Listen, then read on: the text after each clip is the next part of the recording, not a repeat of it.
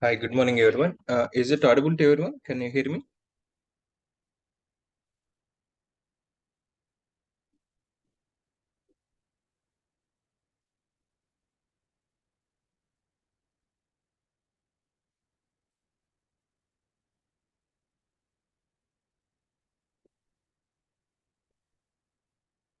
Yeah, yeah, good morning. Thank you. Thank you, everyone. Yes, before understanding today's concepts, let's try to recollect it, whatever we had it yesterday, and then we'll continue with today's objective. Yeah, let's try to recollect it. Yeah, yesterday, which we started understanding about database service, is how the AWS team are providing about it database solutions easily to manage it and to set up for about our applications. So to have it the managed, I mean the database point of view, the managed service is what is the service that is available is RDS, that is a relational database service. Yeah, as we are talking about it, it is a managed database. So just like the meaning of that, what is this managed is just like what we need it, define it while creation time, which engine is required, backups required or not, Windows maintenance time required or not, and multi-availability zone support required or not, and type of instance, that is the capacity of it. Yeah, with all the properties defined, that's database instance, and backend that is managing by AWS team. Yeah, what are the different databases it is supporting the CSS? We can use the PostgreSQL or MySQL or MariaDB or Oracle, MS SQL, Aurora. So there are the different databases which are supporting by AWS team. So advantages, the overusing about our own database mechanism. I mean, yeah, using the RDS instead of about our own, the database on EC2 instance, what is the advantage is? So OS patches, who is going to manage it? So that is AWS team itself. And yes, continuous backups and restorings. Yes, they are supporting about it. Manual approaches or automatic approaches. So to take the backups and into the particular point in time, if you'd like to restore it, yes, we can restore the database. And they are providing the dashboard for the monitoring. Yes, metrics to analyze it, database metrics, yes, they are providing the dashboards as well as. And they are giving the read replicas. Yes, as we are trying to understand that application modules are having the more dependency on the reading the data. Yes, read replicas, which we can create it and we can use it that. And as well as it is supporting that multi-availability zone setup for disaster recovery. Yes, master instance and standby instance, we can create it and we can handle that, like in case the master got failed. Yes, standby instance as the master one. Disaster recovery it is supporting. And upgrades, yes, just to define that window time, at what time do you want to upgrade it? Yes, that is taken care by AWS team. And scaling capability. But we cannot do that SH2 into the database instances. And as we are understanding the read replicas, yes, up to 5 read replicas we can create it. But why do we go for the read replicas is instead of redirecting that's all the transaction, I mean, yeah, the committed transactions and read to transaction to the same database instance, we can split. So committed transaction, that is read write transactions into the main database, and the normal read operations, especially reports modules or analytics modules, yes, we can use it with these read replicas. And it is going to use it asynchronous based communication between that, the main database instance to the read replicas. Yeah, this is improving the performance of the database if that application is having the more read operations. And multi-availability zone. Yes, this is for the failovers to handle it. Yes, one, as we're talking that vertical scaling, one database instance is the main through this listener that will be routed. But in case this is got failed, Yes, the standby instance is going to become this as a primary.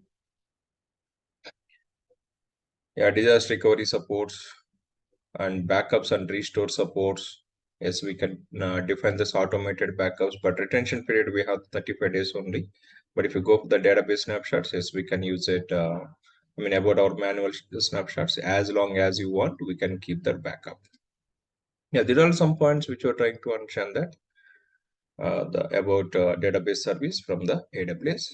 Now let's go ahead, and we are understanding yesterday that's the main the steps which are involved while creating on the base of the template, that is a production template, a development, a testing template, and free type template. Yeah, we go back to the RDS and we'll create a RDS instance now, and how do we connect it and how do we access the database. Yeah, these kind of operations will perform it.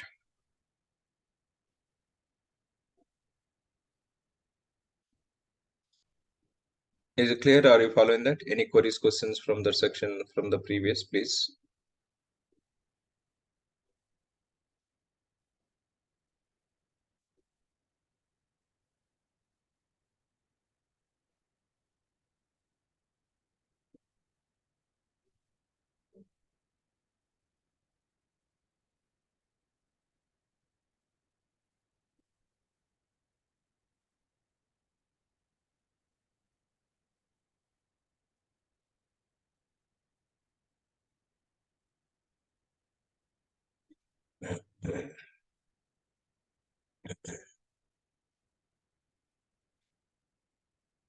Okay, good, thank you.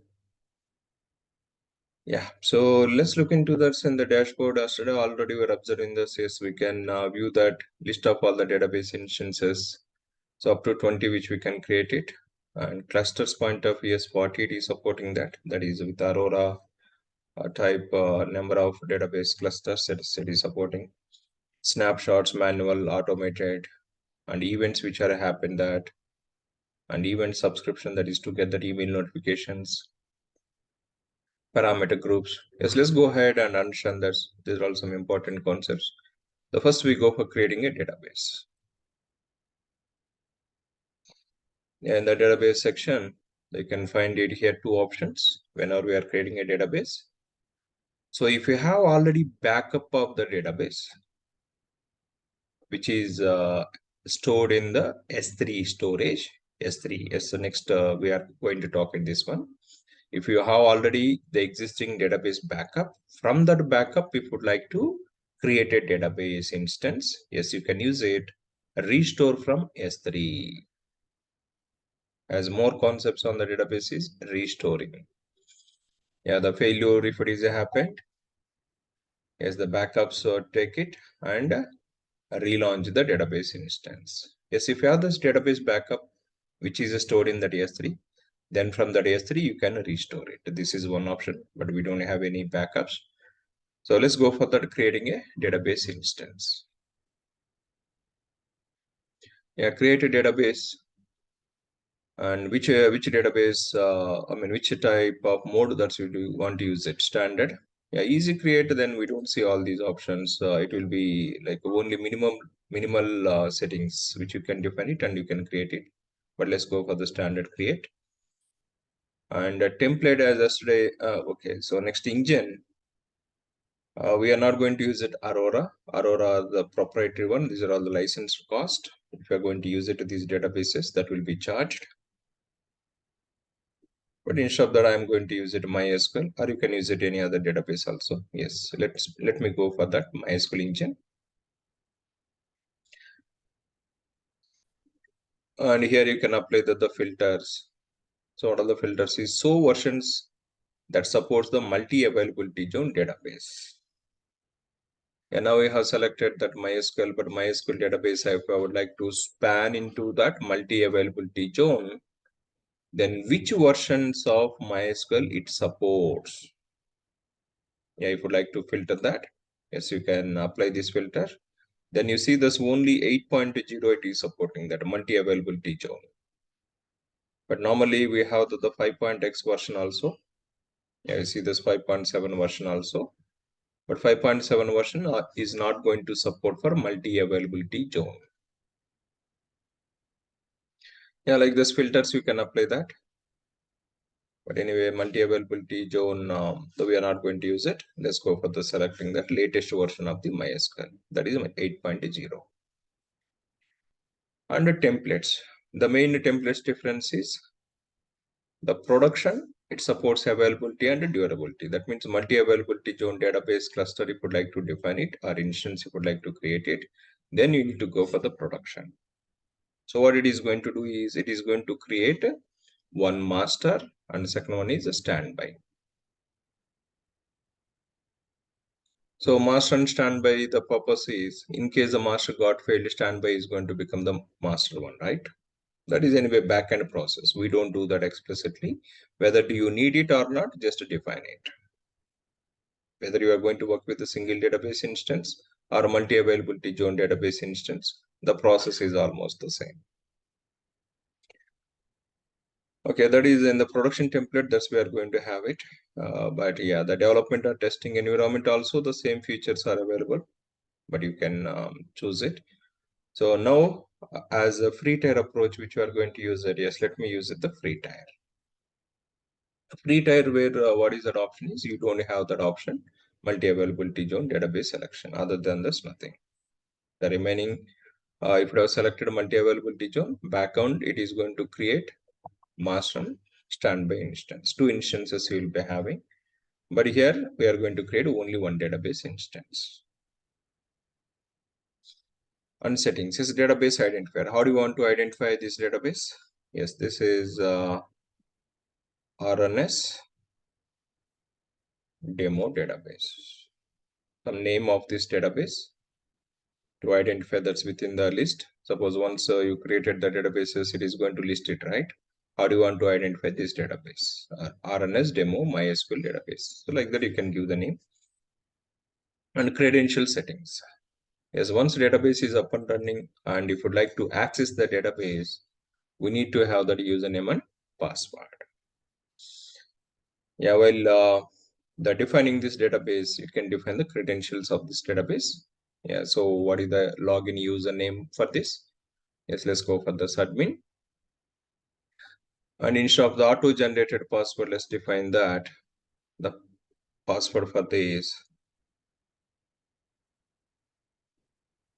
Yeah, it should have this at least eight characters and cannot contain any of the following, that is a slash or single quote, double quote, or at the rate of.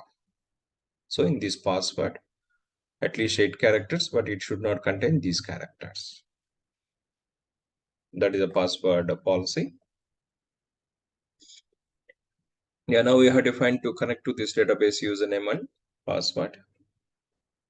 Then instance configuration. This is like as we know that type of instance.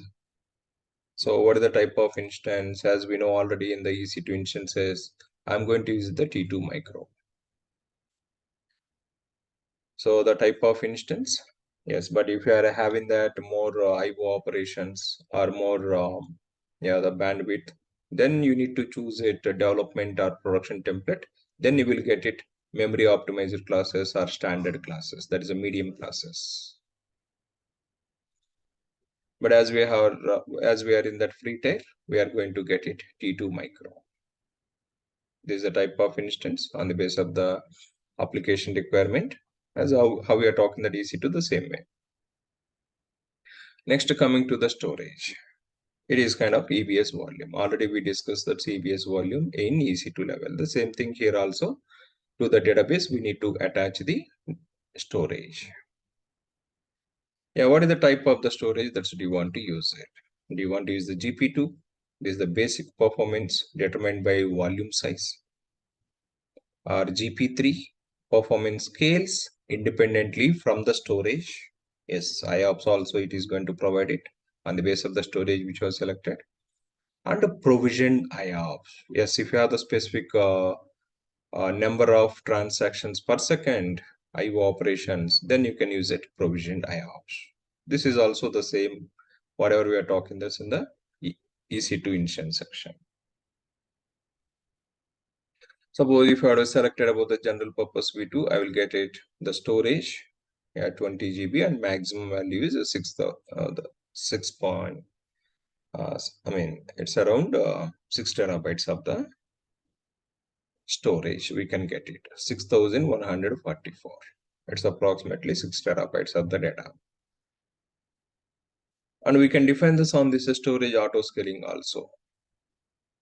Auto scaling. That means now I'm defining the minimum 20, but it can be extended this up to maximum as well. As on the basis of the utilization of the database transactions storage, it can be increased. Or if you go for this GP3, yes, GP3 is supporting that. Yeah, 20 GB up to that's 6 terabytes of the data you can define it. But by default, it is provisioning that 3000 IOPS per second. And the amount of the data which you can do this in each transaction, that is 125 MB of the data. Yeah, the GP3. Or if you have this more customization on IOPS, so then you need to go for the third one. But don't use the GP3, that is the cost oriented, just go for the standard one. Yeah, that's about the storage of the database defining. Next, connectivity. So far what we observed. So which engine are we going to use it? Engine, and that engine version, which version of that database that do you need it? And do you need that multi-availability zone support required or not? Yes, on the basis of these templates, you can select it. And then creating that database identifier and with username and a password. Then instance configuration, yes, which type of instance that is required to us. And storage, yes, what is that minimum storage, and do you want to apply that auto scaling feature on this storage automatically to increase it, or do you want that any IOPS which are required for this EC2 instance, database instance? Yes, all that stuff that's we are talking that so far. Now let's go for this next connectivity. How do you want to connectivity to this database? Do you need that any EC2 instance to connect it to this? If you have the EC2 instance, from that EC2 instance you would like to connect it to the database, yes, you can use it this option, connect to an EC2 compute resource. And whatever the EC2 instance you have, you can select that EC2 instance. That means from that EC2 instance, it is going to provide the security group, allowing that firewalls are allowing that. But we don't have this any connectivity to the EC2 instance. Let's select that don't connect it to an EC2 compute resource. And VPC, yes, the VPC, in which VPC that do you want to create this database instance? Yeah, this is the default VPC. Yes, as we are talking about it, each region, where is in this Mumbai region, that's fine. So each region is going to have its own default VPC. Yes, for the timing, yes, we are using the default VPC. And in which subnet group that do you want to launch that? Yeah, the VPC contains availability zones, right? Yes, in which availability zones? But here we don't have the choosing of that multi-availability zones. Yes, single availability zone, randomly it is going to taking it, and it is going to apply that with the subnet group. Yeah, so go for the default VPC and the default subnet group, because we cannot distribute into that multiple availability zones, right? EC2 is supporting that multi-availability zones as a distributed architecture, but the RDS, which we cannot use it for the multiple. Yeah, next one is public access. Do you need that public access or not for this database instance? Yes, normally this is not recommended to give the public access, but to show that how do we connect to the database and how do we use it, database clients. So let me use it this public access. So we'll connect it to that about our Windows system using some tools, that is the MySQL Workbench, the client. And we'll test it whether this database instance, whether we are able to connect it or not. For that, I'm going to choose it public access. But in the real time, we don't use this public access. This should be defined from the application. So once it has been created, this application URL will be given to the application developers. The way they use the connection strings from that application. But here, I would like to test it. Yes, for that, I'm just enabling the public access. Next one is security group. Yes, easy to instance how it is having the security group. The same way here also you can define the security group. So if it is, yes, choose the existing one. So if you have already, you can choose that the existing security group, or you can create a new security group. Creating a new security group, let me go for, this is RDS MySQL security group. And in which availability zone does do you want to define it, the security group? So for the timing, I don't have any preference. So as we are talking that the security group is specific to the VPC. Within that VPC only you can access that. Yeah, this is about security group defining that. That we are creating this security group, but ports inbound enabling, here they didn't give that option. And here if you see that, it is going to create a certificate authority also, that is as a secure data transmission. And which port it is going to use it?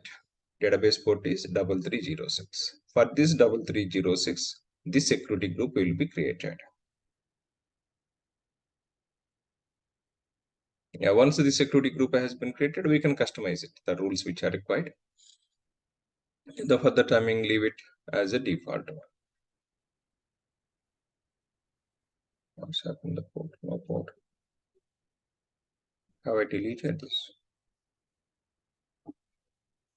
Yeah, so this is a MySQL database default port. And here one more important point, observe that certificate authority. Yes, internal, this RDS, whatever the data that's communicating that, it will be securely the data which will be transmitted. For that point of view, it is going to use it, the certification, SSL certification. Yeah, if you have this any custom certification, you can use it, or otherwise default use it that.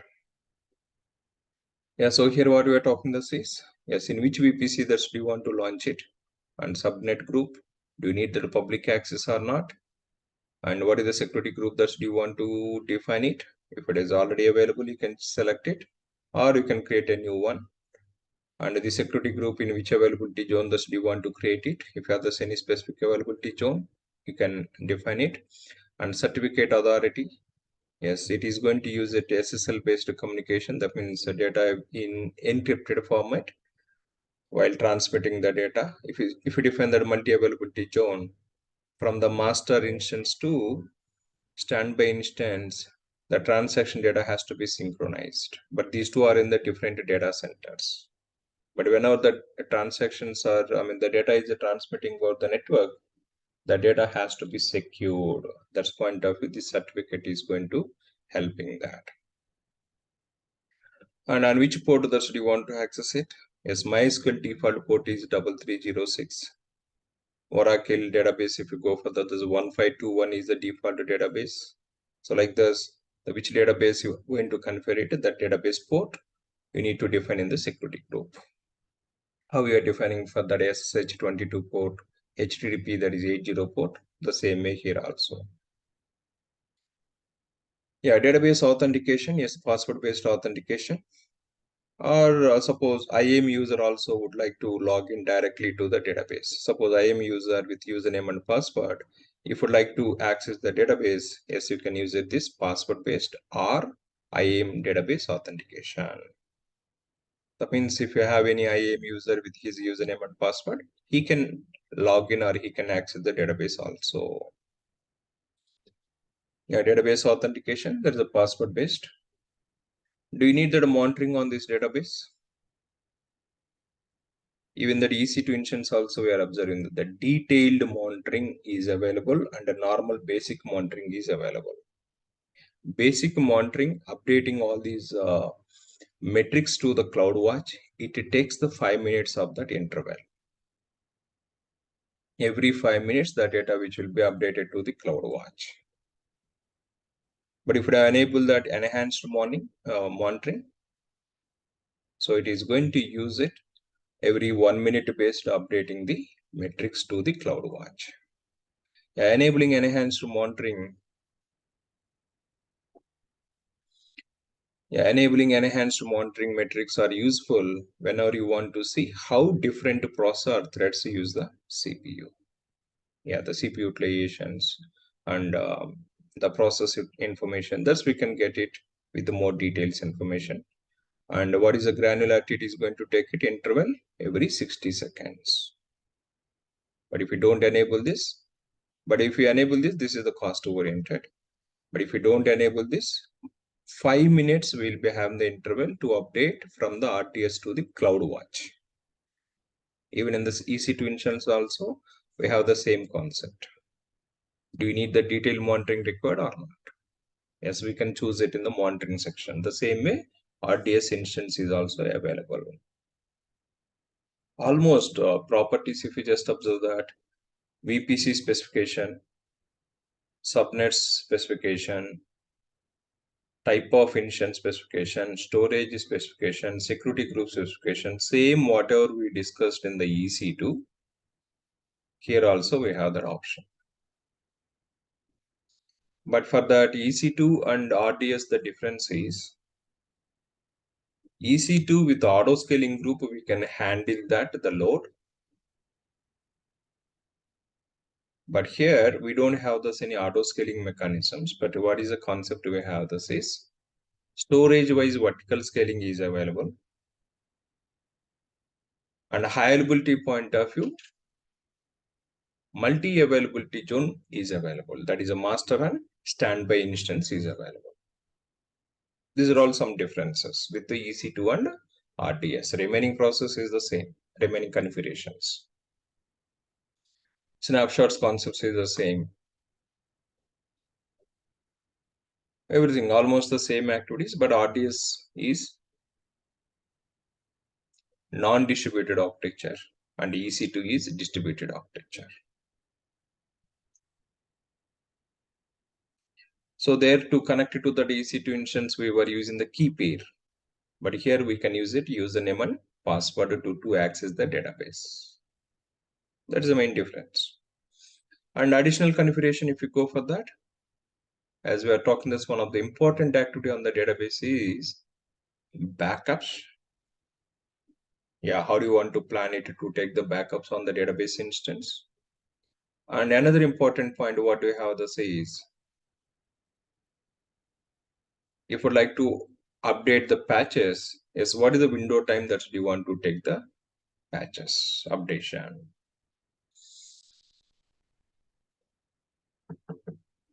Are you clear? Are you following the points?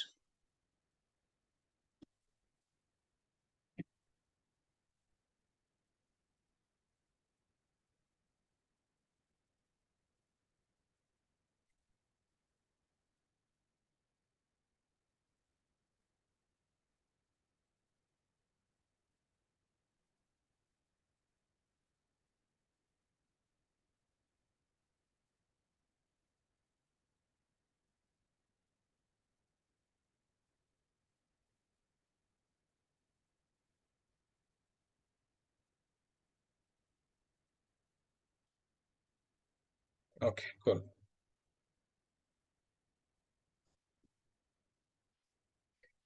So now let's observe there's some additional configuration which we have for this database instance. So whenever we are creating a database, we need to, if you like to store that tables, views, procedures, functions, these are all data objects, we will call it. All these data objects to store it, which are required for the application, we need to create one database within this database server. So within the database server, we need to define the database name. So define this database name. So what is the purpose of the database name? It contains actually the tables, procedures, or the functions or the views which are required for the application team. Yeah, so far we have defined the database server details. How do you want to connect it? How do you want to authenticate it? What is the storage? What is the type of instance? And in which networks that do you want to define it? How do you want to define the firewalls for this? These points we are understanding. But what about that? Where do we create a tables? Where do we create the functions which are required for that application is that is database name, DB. Yeah, let me define that database name. Suppose this is for some project which are working this project one. Yes, that project one database name you can create it. And parameter group and option group go for the default options for the timing. Yes, backup required or not. Yes, if you need that backup, enable automated backups. And as we're talking about it, it supports a 7 days as a retention period. Yeah, 7 days is a retention period, or up to 35 days you can increase it. After the 35 days, automatically the backup will be deleted. Yeah, these are all like automated backups. Automated backups, you can keep it maximum 35 days only. And when do you want to take this automated backup? If you have the specific time, yes, you can define that. Choose a window time. So in that particular time, it is going to start the taking a backup of it. Normally, this window time we will prefer it non-peak hours. That means early morning 3 a.m. or 4 a.m. or weekends. If it is required the daily, midnights we will prefer it. The way we are having that less transactions of the database. Yeah, so enabling the backups. Yes, I'm enabling that automated backups, but I don't have any preference time. Yeah, let's go ahead. Don't define the preference time. But in the real time, yes, if you have this like the non-peak hours particular time, whenever we are having high loads on the database, we should not take the backup of it during that time because the transaction keep on updating to the backend the volumes, and during that time, if you started the backups, some inconsistent data you'll be having. Inconsistent data. To overcome all those problems, recommended is non-peak hours. Yeah, while creating a backup, do you want to copy the tags of this one also? Yes, if you need it, yes, you can define it. And backup replication, yes, one more point. What are the backup we are taking about it? Do you want to replicate in another region for the disaster recovery point of view? Yes, if you need that, yes. Now I am using this Mumbai region. Yes, if you'd like to plan it in the other region, yes, you can choose it in which region that you want to replicate. And in the replicated backup retention time also. And while copying that, do you want to encrypt it or not by using this KMS key that is secured. Data will be secured over the network whenever it is replicating to other region. Yeah, if you need that replication, yes, we can use it as a backups. And the log exports, yes, we can export the logs to the CloudWatch, but that is the not required here for the timing. And maintenance window, this is for patches, OS, database patches if you'd like to apply that. Do you want to manage it by AWS Teammate or not? You can select this option. So this is enable auto minor version upgrade. Yes, if you say that, that's enabling this, and this is also recommended window times, that is non-peak hours. Updating about that minor versions. Yes, what are the time you have if you define the time. So during the time, AWS team, they do that patches updates on the databases. Yeah, enable auto minor version update. And finally, deletion protection. So if anyone is trying to delete it, directly you cannot delete it. So you need to disable this, then only you can delete this database instance. If you have that kind of the requirement, yes, you can enable this delete protection. Yeah, so there are the overall settings, understanding that. Yeah, the main almost like EC2 properties, but additional things is um, if you just observe that backups and recovery mechanisms and patches updates, remaining security groups, storages, type of instances, but which engine is required, engine selection is another point. And as we are talking that we don't have a such connectivity, but only database you can connect it with the database credentials. As credentials we have defined, database name we have defined. Yeah, let's go ahead and let me create a database. If it is a multi-availability zone we would have selected, then it is going to create a master and standby instance. But here we have selected the free tier, the only one database instance, the which we are going to have it.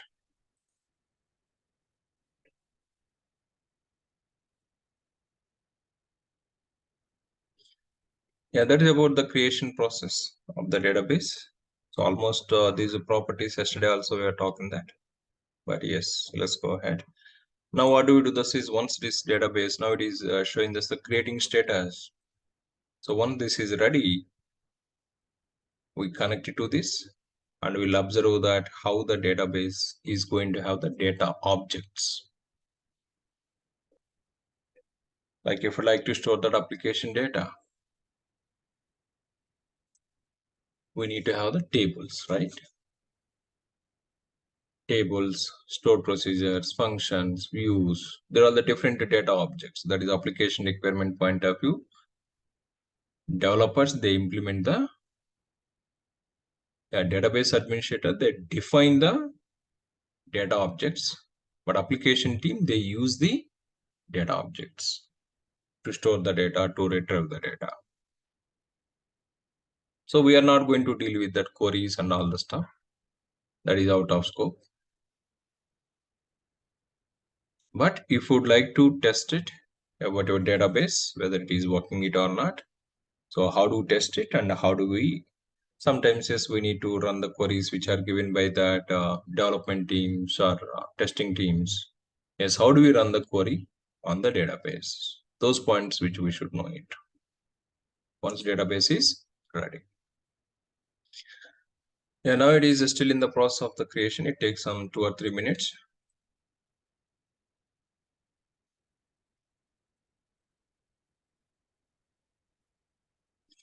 Yeah, here multi-availability zone, we didn't select it. If you have selected, then you will be having master and standby instances. Now let's go for this meanwhile understanding that some properties of this database which are created. Yeah, this is a DB identifier. What is the purpose of this DB identifier is, yes, here you can view that or identify that about your database. That is the name of this in the list. And it is an instance and CPU still that is not allocated because it is in the process of the creation. And which engine we have taken? MySQL. And which class of that instance we have taken? T2 micro, which is having the 1 core process units and 1 GB of the RAM. And in which region it has been launched? AP South 1B. Yeah, so these are all some important sections which we should know. So let's refer that. Connectivity and security. Yes, once the database is ready, database listener is required, right? Yes, you need to share that the database listener to the application team. They use it, that listener, and from that application they connect it. Or we also would like to access the database. We also need that database listener. Yes, where do we get it? That's the end point or the listener information is. Yes, once the database has been selected in the connectivity section, here you can see that endpoint. So now this is the endpoint of this database. It is kind of like we say that IP address of the EC2 instance. Yes, if you like to access the EC2 instance, IP address required. The same way, if you like to access the database, endpoint we call that. And this is the port number 3306, port number of the database. Yes, if you'd like to connect to the EC2 instance, we need to have that IP address and we need to use a port number that is a 22 by default SH port. Or if you're going to access the HTTP service, 80 port. So like this MySQL engine point of view, what is the port we have is 3306 is a port number for this database. Yeah, IP address or endpoint and port number. Then what are the other properties required to connect to that database? Username and password. Already we have defined that username is admin and the password, yes, some password also we have set up that. Yeah, if you are connecting to the database, there are the 4 properties required. Endpoint, port number, username, password. Any service you are going to connecting, there are the properties required. Even EC2 instance, IP address, port number 22, then username, and a private key option is available. Yes, we are using the private key over there. But database is, yes, we are setting up that username and password. Yeah, so these 2 points that to connect it, connectivity and username and password. And remaining, yes, network settings, yes, in which VPC that is running, in which availability zone that is data center, what is the subnet group, so this network subnet group, and what are the subnets are available, and what is the network type, IPv4 type or IPv6, which one is mostly IPv4. And this is a security group. Let me check it, the security group, is it allowed for the 3306 or not? Inbound rules. Yeah, this is a security group. Yeah, where we were defining the name RDS MySQL security group while creating this.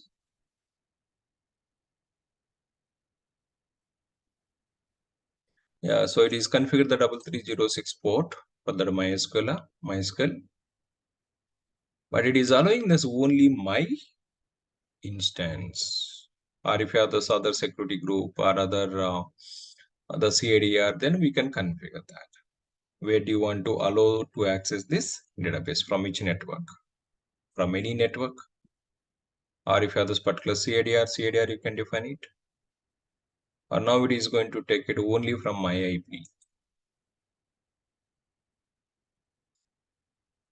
Let me define this IP address. So I would like to test it from my Windows system.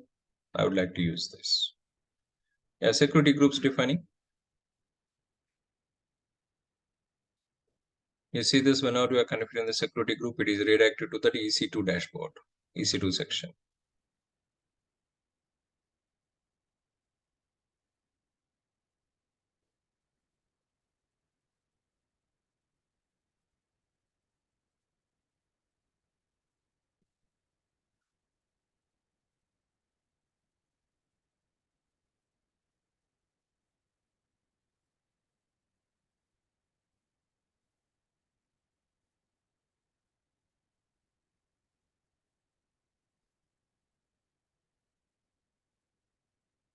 Yeah, so that's about connectivity section and security group. Yes, so defining that. And as well as, yes, we are defined that publicly accessible. Yes, we are going to test it from the Windows system. That's point of view, I just enable this. And certification authority also, it has been defined. That means as any data which is transmitting over the network, that is going to use it secured mechanism. That security point of view, certificate authority. And certificate authority date and DB insurance certification expiration, when it is going to expire that. Yes, so it is they have given the certification authority in the 2021, what of the certificate which are taken, and it is going to expire 2024. That means 3 years, so that's validity, the certificate. These are all SSL certificates. Yeah, connectivity and security, that is one section. Now database instance is ready. Yes, that is available. It has been started. Now what do we do? This is we will use the database client to connect to this database. Whether we are able to connect it or not, we will check it. So what is that point which I'm talking this is?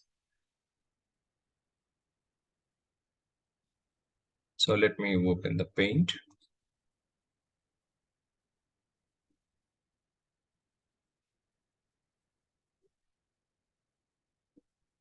Suppose within AWS account,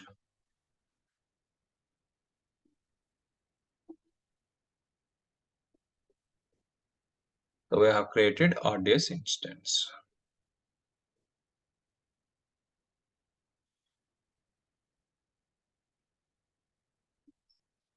which is belong to the MySQL engine.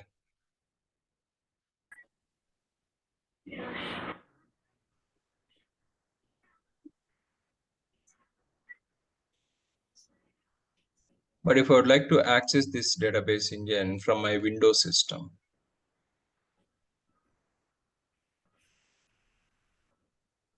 not only Windows, from any network, if you'd like to access that, what are the main properties that is required from the data RDS engine? How to connect to this RDS engine now? So if you'd like to connect from client to the database, so this system which you are going to consider as a client, this is a database client. I'm going to use it on this machine. Database client. So why do we need the database clients? Suppose once the database now we have created with the database name, but if I would like to create a tables, or if I would like to create a views or stored procedure functions, or inserting the data, updating the data, either DDL operations or DML operations, if I'm going to perform it directly, we don't do that in the database itself. Whether that is DB administrator, whether that is application team, or whether that is performance monitoring, which is required from about our side to run that queries, we don't run it directly on the database. So we use the DB client. So we have the different clients which are available in the market.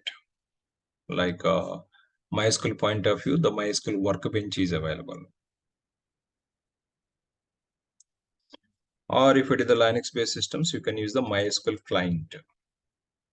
MySQL client softwares, or Windows-based, if it is, MySQL workbench is available. This is GUI-based. Or Toad tools, license version tools are also available. If it is Oracle database, Oracle team, they are providing their own clients. Or IBM TP2, they have their own clients. Yeah, finally, the point is on the base of this database which we are using, if you would like to perform that database queries execution,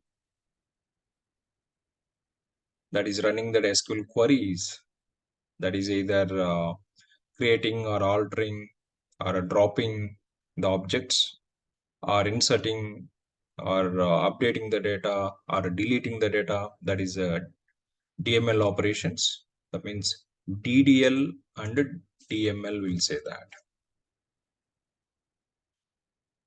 DDL, that is a data definition. Suppose if I would like to insert the data to the table is required. So table creation is, we'll say that a DDL. And within that table, what are the data you are storing, that is insert queries or select queries or update queries, that's we say that DML queries. Mostly DML queries that is from the application team, and DDL queries that is from the DBA team. That is a designing point of view. That is both though they coordinate it and they come up with that on the basis of their application architecture and application data store.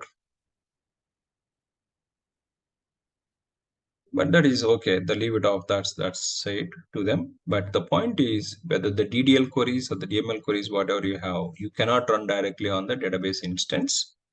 You need to use the database client and connect it to this database and run the queries using the database client to create or to perform DDL or DML operations. But how to connect it? We need to have the endpoint, just which you are observing that. Or IP address, or DNS name. So first the endpoint is required, then port is required, port of the database instance. Then username is required for authentication with the password. And finally, the one more property also required, that is a DB name, database name. So if I'm having these properties and the network is allowed, then I can access this database from anywhere to run that my DDL queries or the DML queries. Even that application is also going to use it, these properties, connecting that. That is a Java program or .NET program that a developer, they use these inputs and they define their application side. So application is also client to the database if you just talk it. Or we can use it MySQL clients or MySQL Workbench or Toad. So the different tools which are available in the market, we can use it these database clients, connecting to the database and running the queries. But which tool you are using doesn't matter that. But if you'd like to, once the database is available, if you'd like to connect it, yes, there are the properties required. So now what do I do? This is on my Windows system, I will use it MySQL Workbench. Or if you know any other tool, yes, you can use it. That's about your choice how you're going to use it. But now we have launched this one and this is ready. And we got it almost all these properties, right? Endpoint. Yes, how do you get it endpoint of this database? Yes, once the database has been created in the connectivity section, you can get it database endpoint. And this is a database port. And while creating the database, we have defined the username and password. And as well as we have defined the DB name also. So if you go to the configuration section, and you can see that, yeah, so this is a username, and we have defined the password as well as. And what is the database name we have defined? That is a project one. A username, password, DB name, port number, and endpoint. All the 5 properties are available. Now I can access it, this one. So let me go back to this my Windows system. And here, if you like to, if you don't have this MySQL Workbench, you can try to download this MySQL Workbench. This is one of the tool which can be used as a client to connect to the database and running the queries. Yeah, so download MySQL Workbench. This is a client. Suppose HTTP server, if you would like to access it, we use the browser, right? Browser is a client for HTTP based protocol to run it. Like that, database related protocols, you are connecting to the database, MySQL is nothing but protocol, it has to be used. But which protocol? Are you going to use the HTTP protocol for MySQL database? No, it doesn't support it. So MySQL is going to have its own protocol. Oracle database is going to have its own protocol.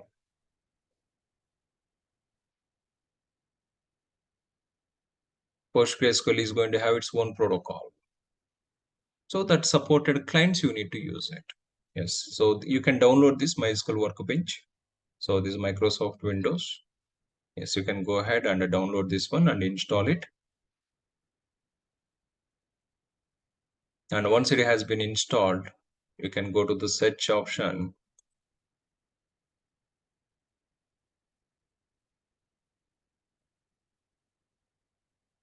You can go to that Windows and you just search for this, the MySQL Workbench. Yes, this is has been installed in my system.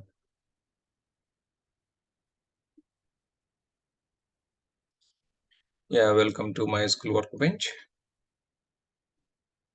And here you can browse the documentation or read the blog or discuss on the forum. There are some options. But how do you get connected to the databases? Here you see that MySQL connections, and you can click on the plus symbol.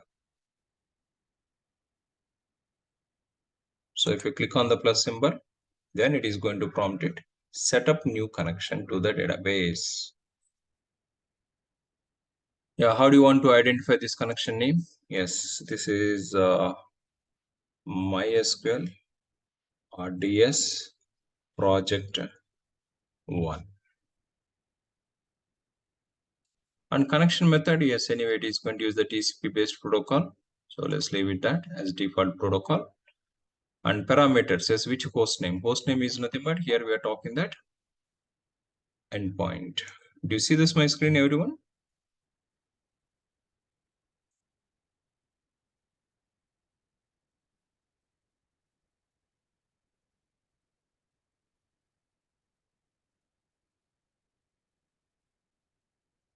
So this is the endpoint.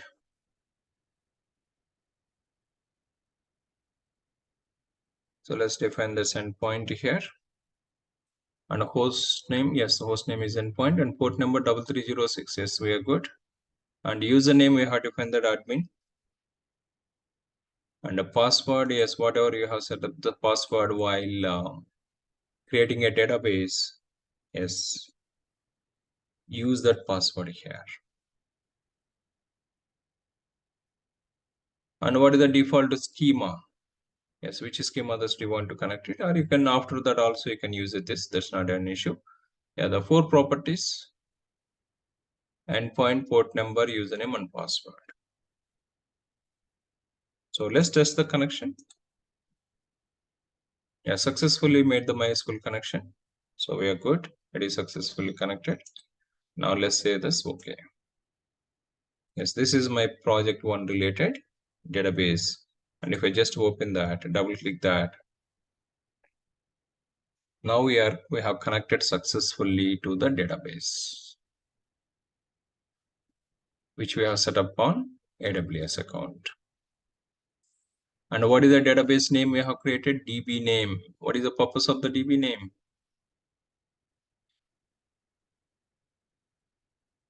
If you remember that, would like to store that tables, functions, procedures. Yes, this is the database name we are using that. That is the 5th property.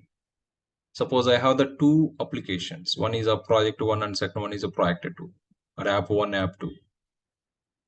Are you going to store that 2 applications related tables, everything in the single database?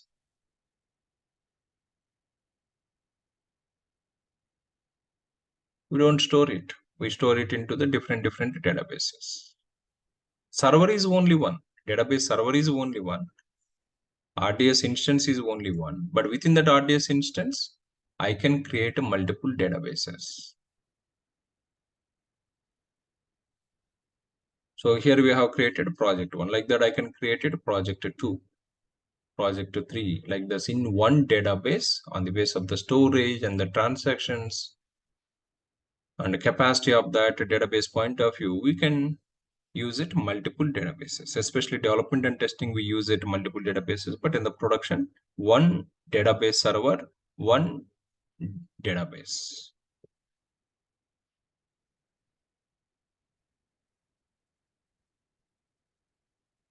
Are you following the points, everyone?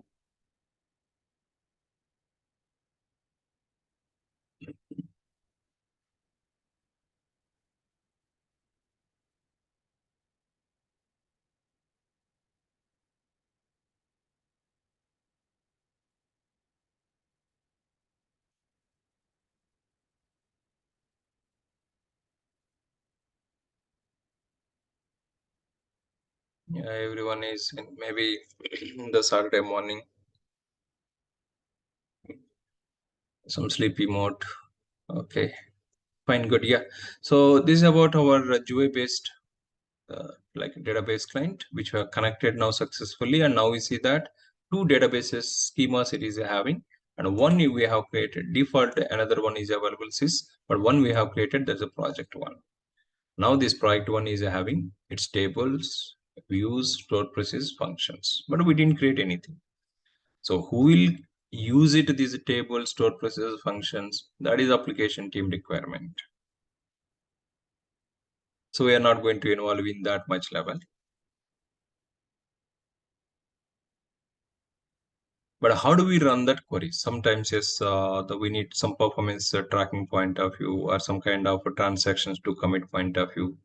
Yes, developer, they share that the queries are some frequently queries we need to run it. So how do we run the query?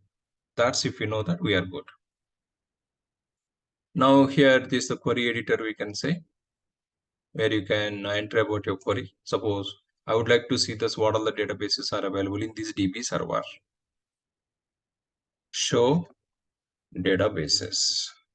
So this is the query, database query. How do I run it? Yes, enter that. But the recommended approaches is query should be ended with a semicolon. And just use it, the running this. And now it is going to give the list of all the databases which we have in this DB server. Server is different, DB is different. Server is, yes, suppose if you just talk it in the EC2 terminology, EC2 you are connecting. But after connecting to that EC2 instance with Apache, but within that Apache, we can deploy multiple applications or not? Yes, multiple applications we can host it. The same concept here also, once a database server is available, we can create multiple schemas. Yes, now the sys is different, project one is different. Project one related all the tables, views, stored procedures, functions, you can define it in the project one. And system related tables, views, stored procedure functions, you can define this in this schema. Anyway, we are going to talk at all these things with real-time project whenever we start the DevOps. Taking that the proxy layer application, proxy layer to that middleware layer to the database with a complete application. With real time we are going to talk it, but here just to get the concepts of it.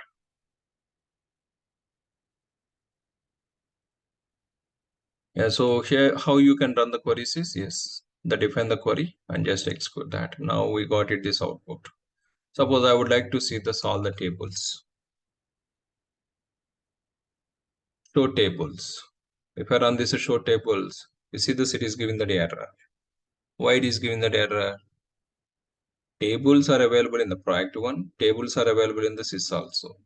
Which tables should you want to display that? So you need to first connect it to the database. If you are going to access this application, first you need to root, that context path you need to access it, right? The same way here also, do you want to access the tables of the project one or do you want to access the tables of the sys one? Which one? Because we have the two different schemas which contain the tables. It is not able to show that. No database is selected. That is the error it is doing that. You see, this is the error. So what I need to do this is, before going to executing the show tables, I need to connect to the database. I would like to use the project one. Project one. So use is the one more query. So now what is the meaning of this one? We have connected to the project one. That means you see this has been highlighted. Project one has been highlighted. That means whatever the queries I'm going to run it now, all these queries are belong to that project one schema. Now if I ask you to show me the tables,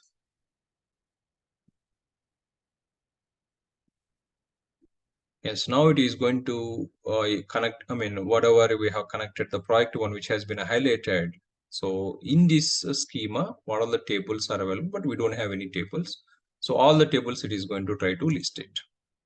Yes, now you see the show tables, it is executed successfully, but no tables are available. 0 rows returned.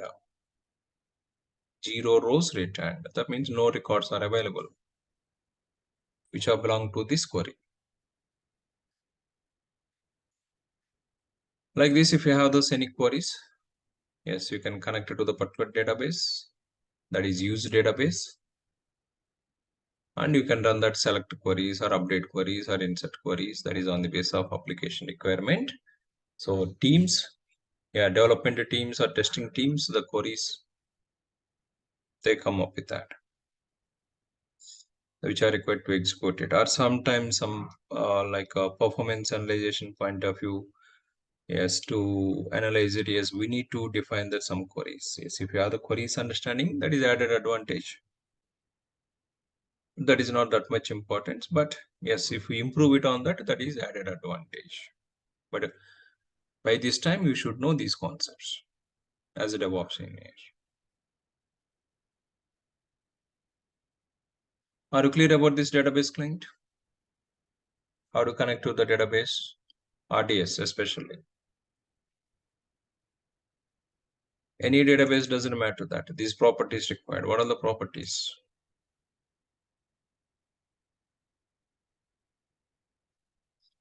We should have that endpoint, the port number, username, password, and the database name.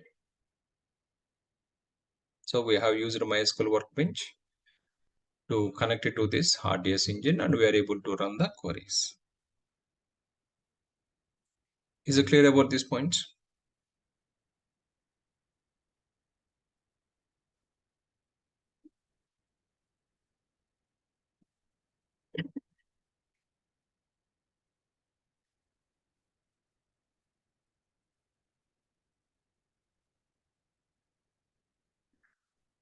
Okay, so that's about how do we connect to the database and how do we run the queries on the database.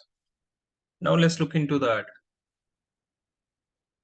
Some more options like backups, restoring mechanisms, or how do we store the backups permanently into that, or manual backups where we can identify, or automated backups where we can identify, and how do we configure the database. Okay, now we understand connecting to the database.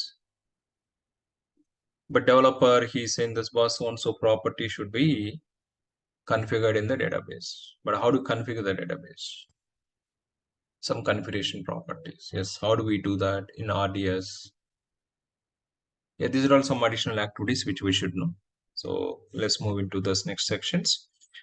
So here, so once the database instance has been selected, so connectivity section, here you can identify that endpoints and ports and networking and the security groups, all that information.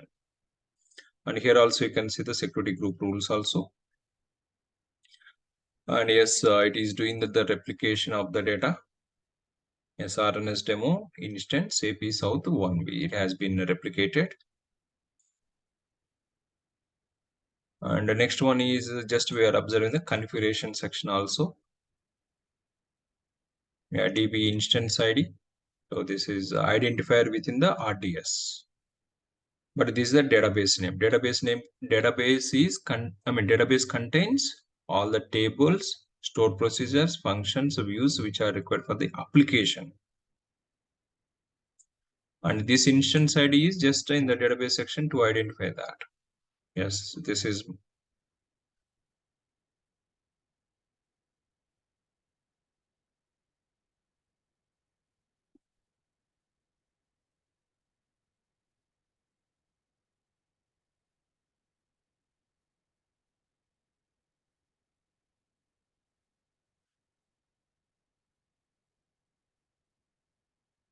Yeah, in the database section, so we can identify that this is my database.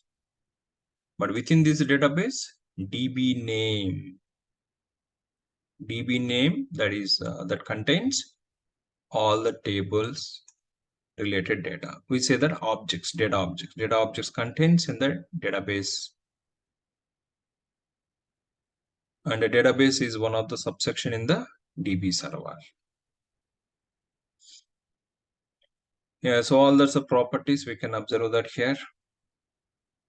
So created time, database instance, parameter group. I will come back this one. This is important configuration point of view. Delete production, we didn't enable this, that is disabled. And which type of instance class and username and password. IAM based authentication. No, we didn't enable that, right? We were doing that only username and password based authentication while creating a database. Multi-availability zone, we didn't define that. If you have selected a production template, then multi-availability zone is available, which is going to create a master and a standby. But a listener is important for us. So master and database, if you have created, so background, it is going to manage it, high availability concepts. And how much storage we have defined. Yes, the storage auto scaling we have enabled, and up to 1000 gigabytes it can be extended from the 20 to that 1000. That means approximately 1 terabyte of the data. Yeah, performance insights, we didn't enable that. So if you have enabled the performance insights, then you can see that the metrics of the database from here, this section itself. But this will be chargeable only in the real time we use it. But what is the purpose of this performance insights is just know that this is about monitoring about the load on the database. How many connections are established. You can also monitor here some basic information. You see that here monitoring section of this database.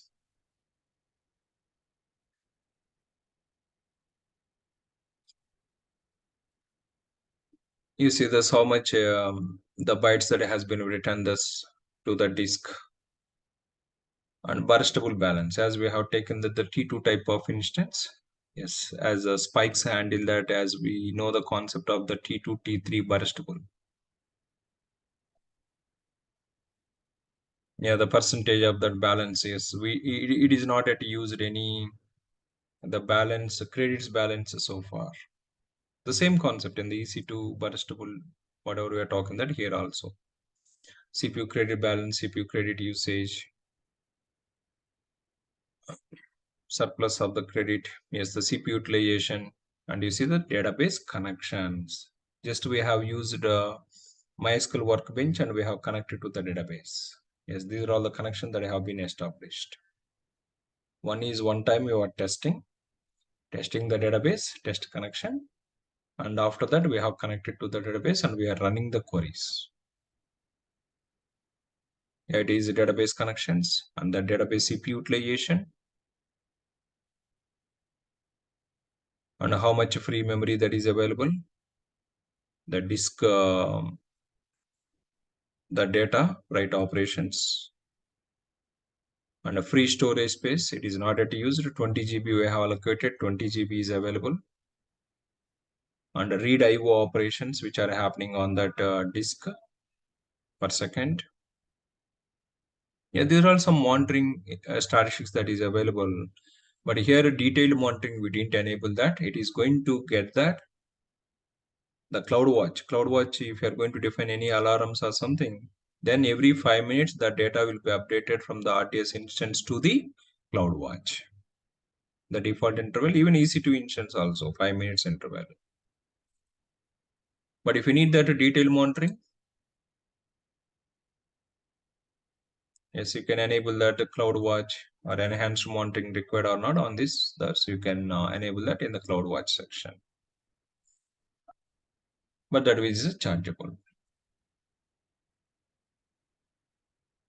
Yeah, connectivity section, monitoring section, configuration section. These three sections that we understand so far. Once the RDS instance is available, whether that is multi-availability zone or whether that is a single instance. So these properties are the same common thing. Now here itself, you can see the two connections that have been established to this database, as we are using that MySQL workbench and we have connected to the database instance. And as we are understanding, we don't have SSH to the RDS instance. But if I would like to check the errors or logs, yes, you can go to that logs and events. Yes, what all the events are happened on this database instance? Yes, any snapshots you have taken, a restore you have done.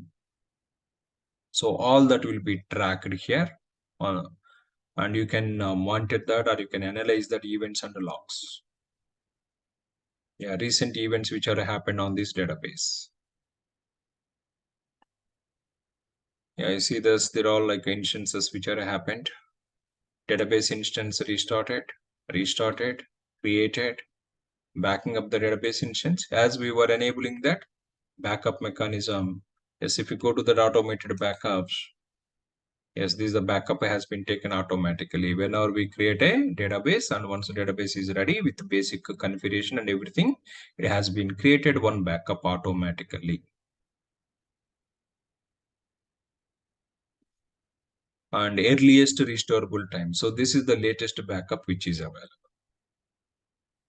Earliest, that is before, and this is the latest restorable point, 920 time. So we have the latest restorable point of the time. In case my database is failed, so this is the latest restorable time I can get it that. So I can take this one and I can go for that restore to point in time.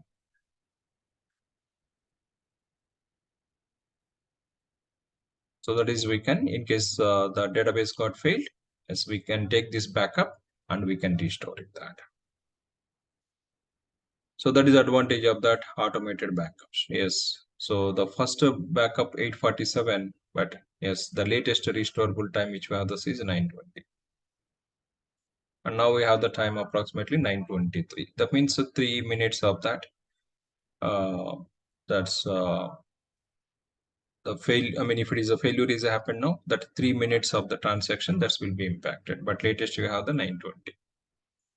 But if you don't have this automated backups, but if you like to take this manual backups, but there is no guarantee on it, right? When do we take it? Okay, manual backups, yes, we can take this at non-peak hours and the specific time. But transactions are happening is nothing but, yes, it is required to take the backups of those transactions. Yeah, automated backups that is going to helping. And in case that's a failure is happened, you can take it and you can restore in point of time. And you can create with the properties, any customizations if you like to do that while creating. It is kind of the same instance creation process, database instance.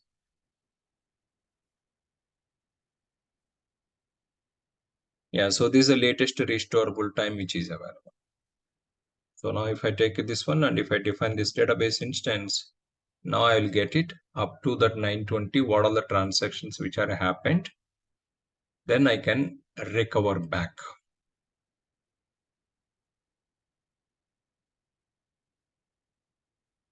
So this is a restore to point. So define the properties, any customizations which are required and go ahead, restore to this point. This is the recovery option.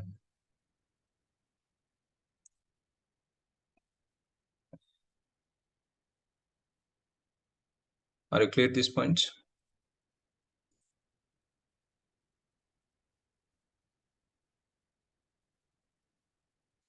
Yeah, so in the logs and event section, yes, you can find it. Yes, when the backup was taken and finished database instance backup. Yes, it was completed. And yes, this is very, very important log section. Suppose some transaction has got failed and you need to track or you need to check the logs of the database instance. How do I check it? I cannot log into the database instance to go to that database logs files and open the log file and analyzing that. So in the in this logs and event section, you can get it, the database logs. Yes, you can open these logs, you can view it or you can watch it. Watch is kind of tail-f command. View is nothing but that is simple tail command. Last lines it is going to show it, but it doesn't refresh it. But if the transactions are happening and you would like to keep on monitoring that, yes, go ahead with the watch option. And here you can see this, all the transactions which are happening on the database, we can watch it that. And you can keep on refresh this log also. You don't need to log into the instance. You don't have that option. There's a point which was mentioned this yesterday. But if you would like to configure it, if you would like to check the logs without accessing the system, how do you do that?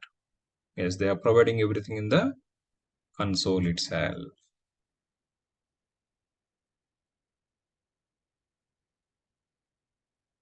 Yeah, this is the log file name. Error, MySQL error running.log file.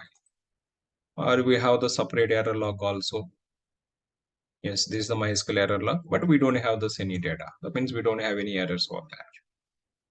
Or if you're doing that upgrade related logs or transaction, if you'd like to check it, yes, you can watch that upgrade options.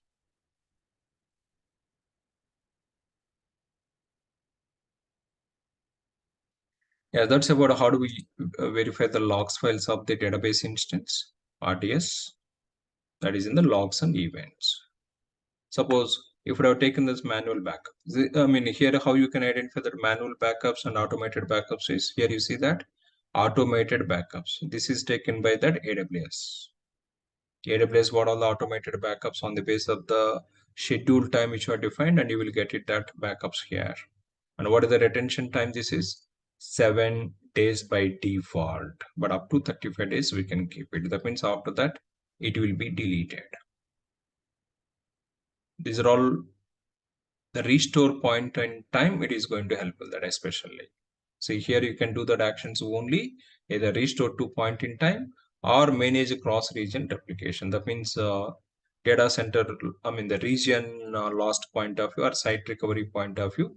If you would like to replicate this database instance, yes, take this snapshot and you can copy it. Even in our EC2 also, we can copy the snapshots from one region to another region.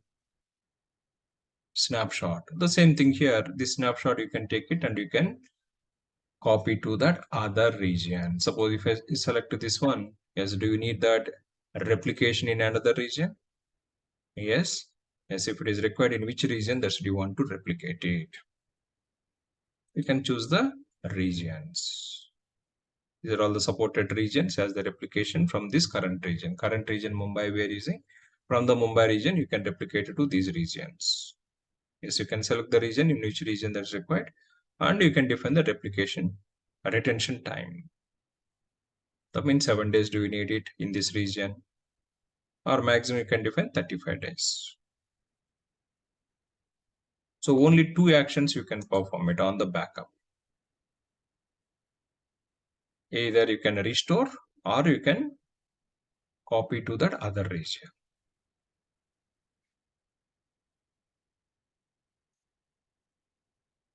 But here you don't see that uploading to that S3 or some options, because so these automated backups only 7 to 35, I mean the 35 days maximum which you can use it.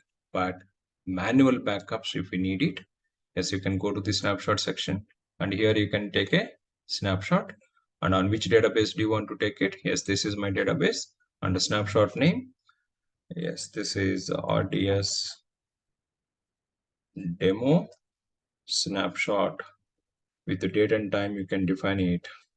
So what is today date? So if you define it, yes, I can take this the manually the backup. This is manual backup. Yeah, manual backups you can find it as snapshot section, and automated backups you can find it, that is automated backup section. But automated backups either you can restore it if it is required, or you can copy to other region. But manual backups, yes, once this backup is ready, actions, if you just observe that, you have multiple options.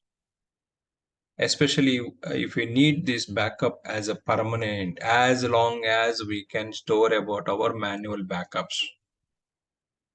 Yesterday in the point which we are understanding that as long as I need it, I can keep it that. Yes, here you can export to Amazon S3. Once this is ready, so still it is going on, the snapshot.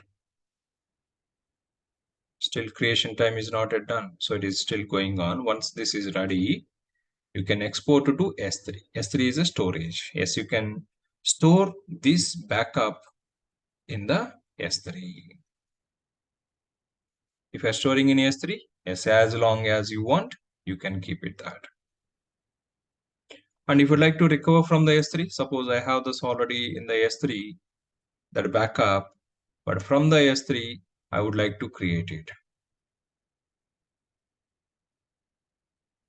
Yes, here you can see this in the database section, restore from S3. So already in the S3, if I'm having that any snapshot of the backup, I can restore it. That is recover that in the database. So this is the permanent backup mechanism. Yeah, you can create a database directly, or if you have this already snapshot, yes, which is there in the S3, you can use it this option restore from S3. So especially the database main point is backups and recovery mechanism. Yeah, so they have given that automated backups, which you can do that restore into the particular point in time, or you can do that with a cross-region copying that also. Under snapshots, this is a manual snapshots, we can take it. Yes, now this manual is ready. Then I can perform that migrating this one. Still, that's those options not ready. Yeah, you can copy the snapshot, you can restore the snapshot, you can share the snapshot to other accounts. Suppose I have that UAT database and that UAT database snapshot, I can create it and I can share it to the staging environment account. That is a share the snapshot. Or if you'd like to store into the S3, yes, store in S3 and go to that like a staging account and access this S3 and restore from the S3. You can do either directly sharing or you can keep it in S3. If you store in S3, S3 is kind of like a Google Drive. Suppose once my file is uploaded in the Google Drive, I can access from any device, right? So S3 is kind of like that. If I store it one time in my files in S3, I can access from any device. Yeah, recommended export to S3 and wherever it is required, yes, use it and restore it. Between the environments, if it is required, the restore. Yeah, sometimes UAT testing database is required for the staging environment team. Then go to the UAT database instance and create a snapshot and store it in S3. And then go to that account of staging account and go to the database and restore from S3 and that S3 bucket, whatever you have, select it and take the snapshot and restore it, creating a database engine.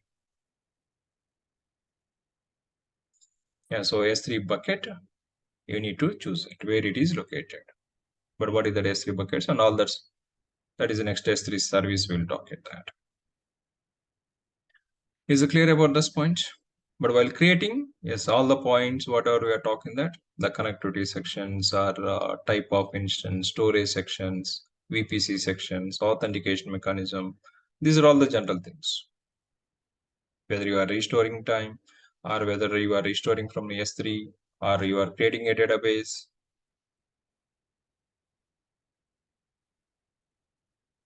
All those sections are the same.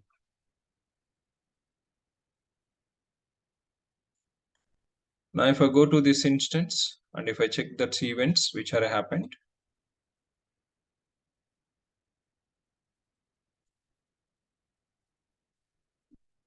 now I see this at this time, the backing up the database instance and finish a database instance backup. It was taken approximately 2 minutes of the time.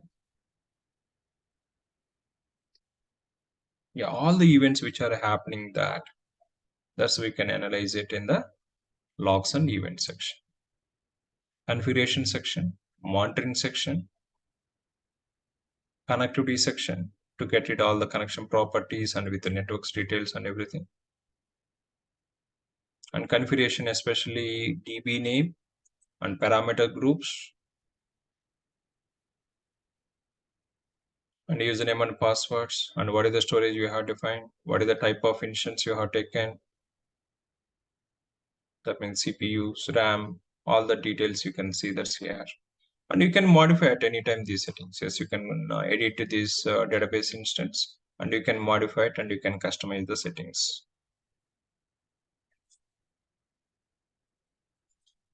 Yeah, passwords, if you would like to reset it, yes, you can reset the passwords of the database. And you can change the class types at any time, but it will be restarted the database. Even EC2 instance also same thing which you are observing that. And storage classes, availability. Yeah, now it is created. It is not created any standby instance, but if you need the standby instance, that is multi-availability zone deployment, then you can choose it and you can change it.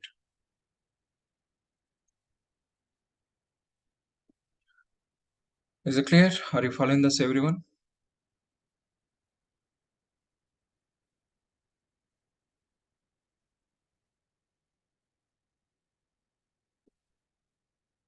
And here you can see this maintenance and backups also. Yes, window times about the maintenance or the backups. Yes, if you'd like to change it.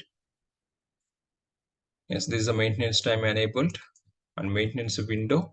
So that we didn't specify this any window, no reference, no preference.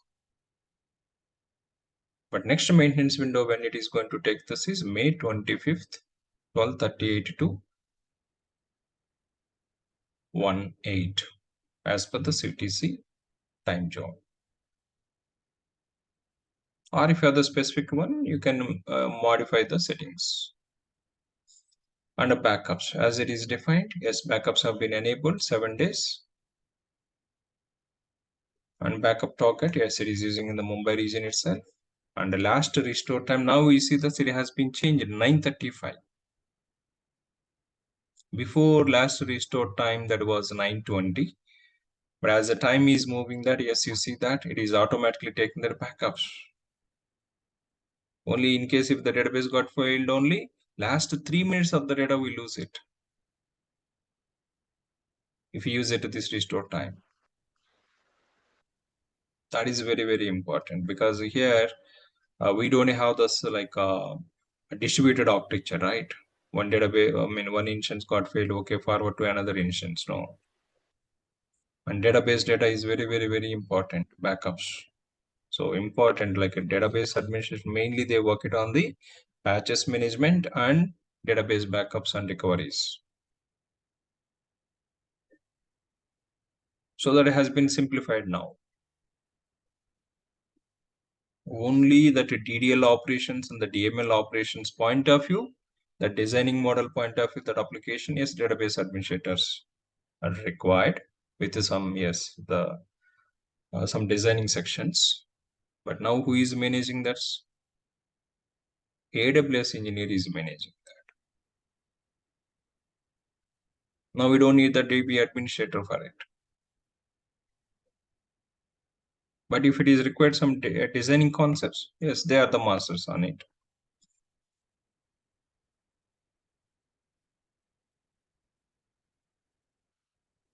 Are you clear about these points?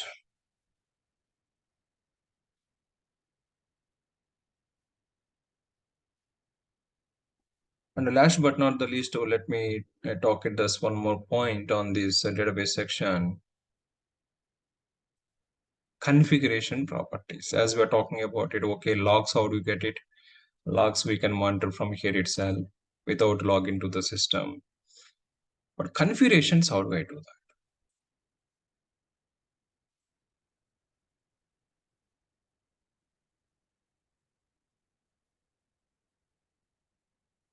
So logs, if you need it, you can check it here. Runtime metrics, if you need it, monitoring section. Connectivity, endpoint, and ports, if you'd like to know that, this is a section.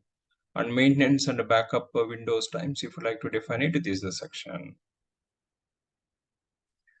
But another point what we have is internal, that's the properties of the database, how to configure this is, here we use a parameter group. So here you see this in the parameter group section. By default, MySQL, whenever we have selected MySQL, AWS team, they have created one parameter group for the MySQL, all the properties.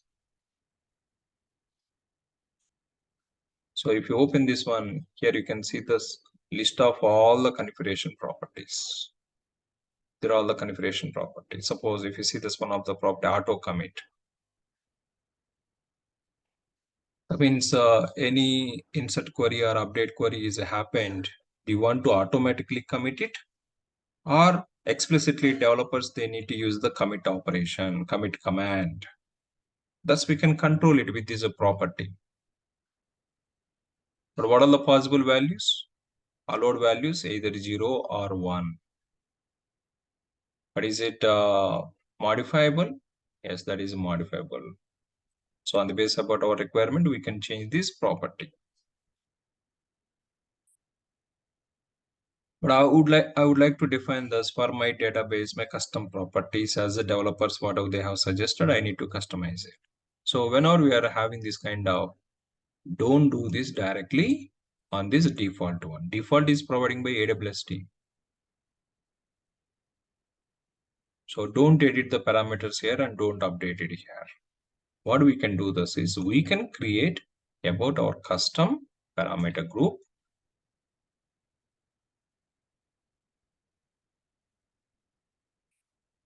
Yeah, which engine specific one? Yes, that's version. And the type we are creating this parameter group and group name. This is RNS, RDS, MySQL parameter group. You can give some logical name which you can identify it. You can give the description of it. Let's go for the creating this one. After creating this one, yes, this is about our, yeah, so this is about our custom group which we have created. Now I can edit the parameters. Suppose I would like to do that auto commit, which is not defined anything. But a developer, they don't, I mean, developers are saying that boss, each and every time explicitly we need to run that auto commits. We don't want that. Auto commit, do you want to enable that? Yes, enable this. Then save the properties, save the changes. If I save this here, yes, now auto commit has been enabled. But how do I use it, this parameter group to my database? Default auto commit is not enabled. But for my database, auto commit is required. Then what we can do this is we can go back to the database, select the database. To which database do you want to apply this parameter group? The modify.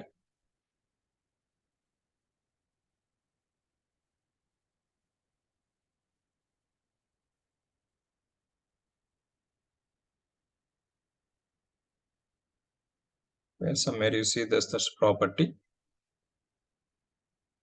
availability zones.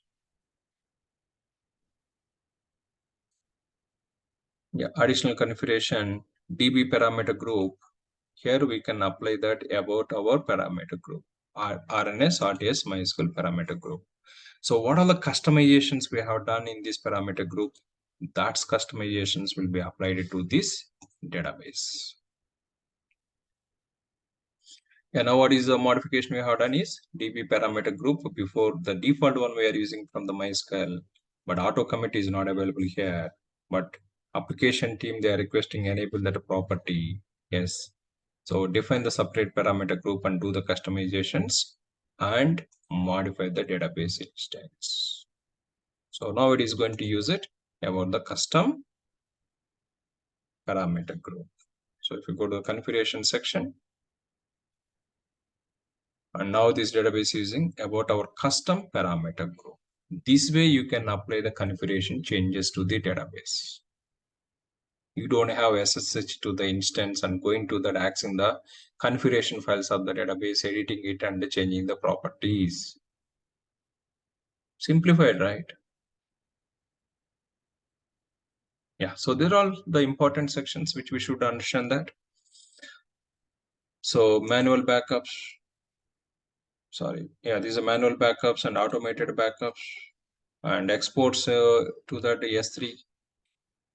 Yes, if you have the backups, but only manual backups you can export to the S3.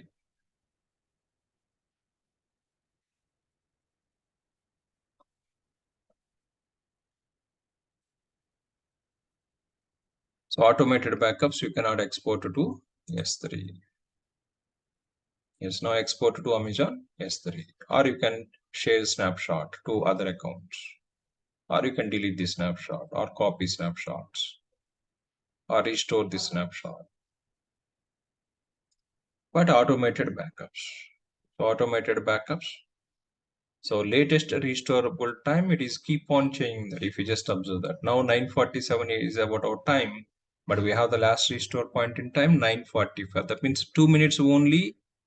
The transactions I lose it in case my database got failed. So if you have the standby instance, even that's also you don't get it. But now this is the single database instance which we are using. But if you have the master and standby contains even that 2 minutes transactions also, right? Where we don't lose that any transaction.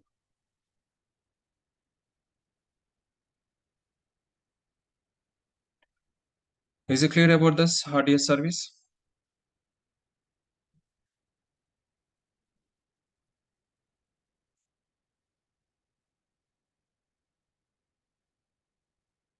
Yeah, now overall database, one instance we have created and two snapshots are available. One is a manual database instance snapshot and another one is automated database instance. Yes, there are the events which are happened.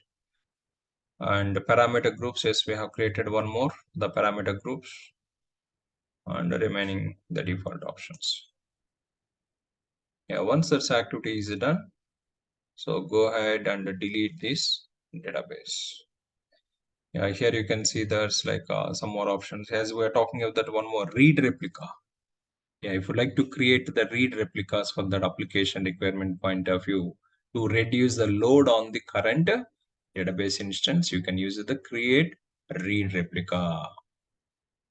So now this database, the master will be there, but you are going to have it one more read replica.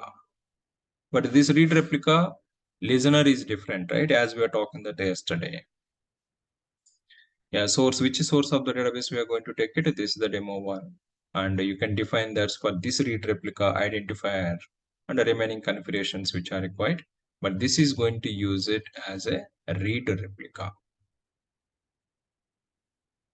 The remaining properties are almost the same, but it is a read operation only it supports.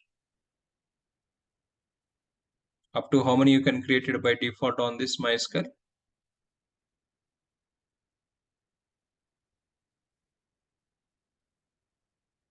How many read replicas we can create it? Up to 5 read replicas you can create it. Yeah, you can reboot it, or you can delete it, or you can stop temporarily, or you can create read replicas, or you can take the snapshot, or you can perform the restore to point in time. And now this is not multi-availability zone support, but if you like to convert to multi-availability zone deployment, yes, you can change it that. So that is a master and standby instance mode. Yeah, there are all the actions which you can perform on the basis of the requirement. So finally, I don't need this database. Let me delete this. While deletion time, but snapshots also make sure that the properly deleted. Do you want to create final snapshot before deleting this? No, I don't need that final snapshot. If you need the backup of that before deleting the database, you can use this option, but we don't need that. And retain automated backups. That means you want to keep that, the automated backups, whatever it was taken. But even those backups also not required. Yes, let me unselect it. But if you need those backups, just keep it as it is. And finally, acknowledge that upon instance deletion or automated backups, including system snapshots and point-in-time recovery will no longer will be available. Yes, I'm okay with that. I don't need that any backups. And let's confirm that. That is delete me. Yes, now it has been started to delete it. But manual backups, it is not going to delete it. So you need to explicitly delete the manual backups. Automated backups anyway, that is going to delete it automatically. So whenever it is deleted this database, as it takes some 3 or 4 minutes of the time, then automatic backups will also be deleted.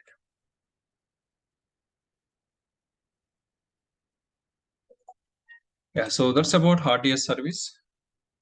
But we have one small point, Aurora. What is the Aurora? In which context we use it? That's I will talk it on Monday. And then we'll move to this next S3 service. So lab guide is available on this one also. Yeah, try to practice it. Like creating a database and connecting to the database with the MySQL workbench. But later we are going to work with some application with real time with the schemas loading as per the application requirement. The middleware is our Tomcat with the database, how do we configure it? Yes, all those things with application oriented in the DevOps process will come back.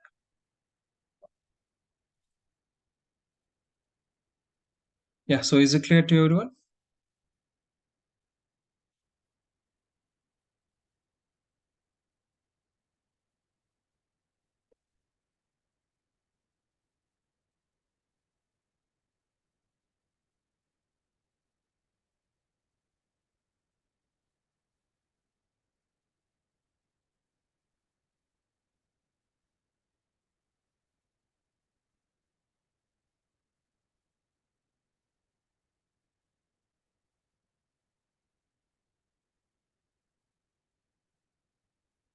Okay, cool. Yeah, thank you. Thank you about your time on this weekend and supporting with online. So instead of wasting time of that traveling. Yeah, so I'll share this record for about your reference. You can just yeah, I'll share this record which you can refer it the once again and go ahead with us. Yeah, thank you all. I'm going to log off for today.